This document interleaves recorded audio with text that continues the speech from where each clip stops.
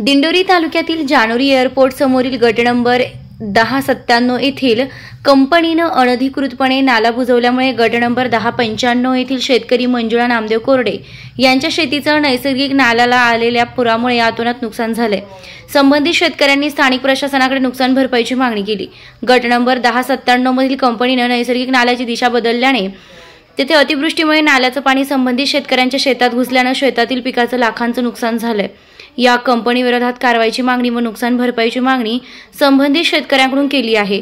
गट नंबर 1097 मधील कंपनीच्या मालकानं कुठल्याही परवानगीशिवाय अनधिकृतपणे नैसर्गिक नाला बुजवल्यानं पावसाचं पाणी रस्त्यावर व आजूबाजूच्या शेतकऱ्यांच्या शेतीमध्ये घुसल्याने शेतकऱ्यांच्या अतोनात नुकसान झालेलं आहे। संबंधित प्रशासन यावर काय कारवाई करणार हे बघणं महत्त्वाचं ठरणार आहे।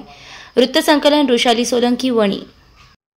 आमचं शेवंती लावली आहे। हा नैसर्गिक नाला असून आमचं शेतीचं खूप नुकसान झालंय। पहिलं काही पाणी येत नव्हतं मधी, या कंपनीच्या भीतीमुळे सर्व पाणी आमच्या शेतात येतंय। काय नुकसान झालं? शेवंतीचं नुकसान झालंय। आमची हुंडी वाहून गेली। किती हुंडी वाहून गेली? तरी पण 40,000। 40,000? हा, 40,000। तुमची काय अपेक्षा आहे? नुकसान भरपाई द्यायला पाहिजे।